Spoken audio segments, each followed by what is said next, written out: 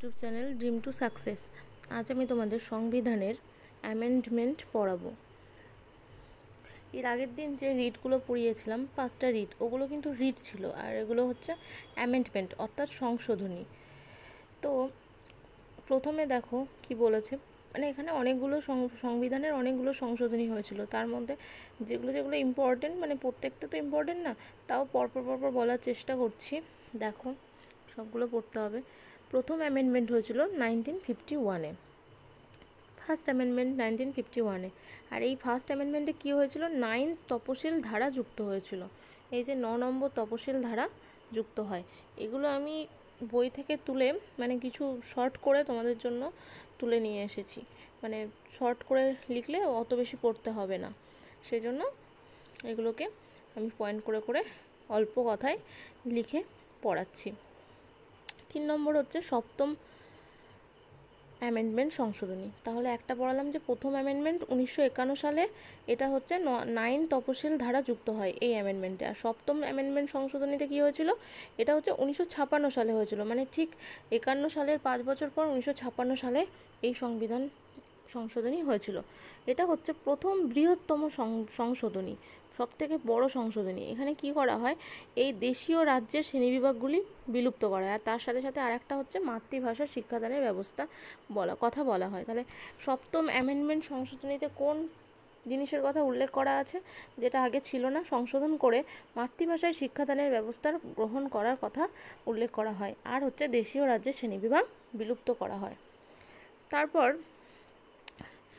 12তম সংশোধনী, 12th সংশোধনীতে হয় 1961 সালে। এটাতে কি হয়, পর্তুগিজদের হাত থেকে গোয়া, দমন, দিউকে মুক্ত করে ভারতে কেন্দ্রশাসিত অঞ্চল মর্যাদা পায়। তাহলে কোন 3টে রাজ্য যুক্ত করে, মানে মুক্ত করে ভারতে কেন্দ্রশাসিত অঞ্চল মর্যাদা পায়, সেটা হলো গোয়া, দমন আর দিউ। 13তম সংবিধান সংশোধনী, এটা হয়েছিল ঠিক 2 বছর পর, 1961-র 2 বছর পর 1963 সালে। এখানে কি করা হয়, ভারতের 16তম রাজ্য নাগাল্যান্ড অঙ্গরাজ্যের মর্যাদা পায়। এটা খুব ইম্পর্টেন্ট, এটা পরীক্ষায় আসে যে নাগাল্যান্ড অঙ্গরাজ্য মর্যাদা পায় কত সালে, তখন বলতে হবে 1963 সালে। এটা কত নম্বর সংবিধান সংশোধনী, 13তম সংবিধান সংশোধনী। আর এই যে মর্যাদা পেল, 16তম রাজ্য নাগাল্যান্ড অঙ্গরাজ্যের মর্যাদা পেল, সেটা কত নম্বর ধারায় আছে, সেটা হচ্ছে 371 নম্বর ধারায় আছে। নেক্সট হচ্ছে 14তম সংবিধান সংশোধনী।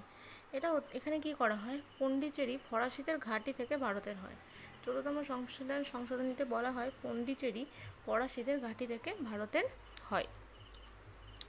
তারপর আসছি 21তমটাও খুব ইম্পর্টেন্ট। 21তমতে কি বলা আছে, যে 21তম সংবিধান সংশোধনীতে বলা আছে, এটা হচ্ছে আগে বলে দিই 1967 সালে। আর এখানে কি হয়, সিন্ধি ভাষা 8ম তপশিলির অন্তর্গত হয়। তাহলে সিন্ধি ভাষা 8ম তপশিলির অন্তর্গত হয় কত সালে, 1967 সালে। আর এটা কোন সংবিধান সংশোধনীর মাধ্যমে হয়, 21তম সংবিধান সংশোধনীর মাধ্যমে হয়। তারপর 19তমটা মিস চলে গেছে, ওটা আমি পরে লিখে দিয়েছি দেখো স্টার দিয়ে।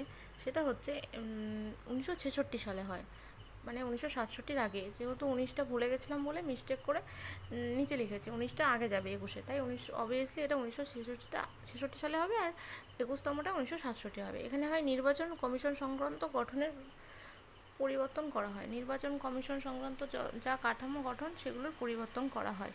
আর এটা কত নম্বর ধারায় আছে, 324 নম্বর ধারায় আছে। নেক্সট কি আছে দেখো, 24তম সংবিধান সংশোধনী। এর মাধ্যমে 368 ধারার পরিবর্তন করে পার্লামেন্টকে মৌলিক অধিকার সহ সংবিধানের যে কোনো অংশ সংশোধন অধিকার দেওয়া হয়। তাহলে 24 নম্বর সংবিধান সংশোধনীতে কী বলা হয়েছিল, যে এর 368 ধারার পরিবর্তন করে পার্লামেন্টকে মৌলিক অধিকার সহ সংবিধানের যে কোনো অংশকে সংশোধন করার অধিকার দেওয়া হয়, আর এটা হয় 1971 সালে। নেক্সট আসছি 35তম সংবিধান সংশোধনী। এটা হচ্ছে 1975 সালে। এর মাধ্যমে 2A ধারাটি 10ম তপশিলি যুক্ত করে সিকিমের ভারতকে সহযোগী রাজ্যের মর্যাদা দেওয়া হয়। তাহলে সিকিমকে ভারতের সহযোগী রাজ্যের মর্যাদা দেওয়া হয় কত সালে, 1975। এটা কততম সংবিধান সংশোধনী, 35তম। নেক্সট 42তম সংশোধনী, ভেরি ভেরি ইম্পর্টেন্ট। এটা হচ্ছে কত সালে হয়েছিল, 1976 সালের এপ্রিল মাসে। এটা আবার কোশ্চেন চলে আসে যে কোন মাসে, তখন বলতে হবে এপ্রিল মাসে।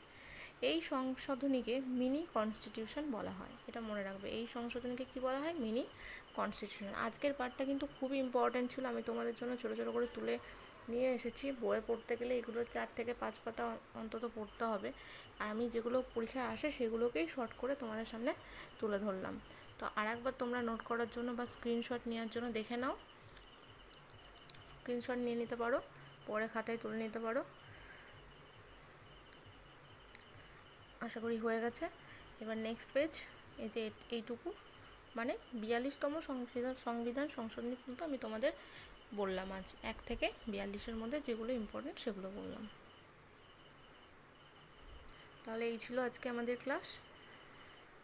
নেক্সট ক্লাসের জন্য অপেক্ষা করো। Thank you.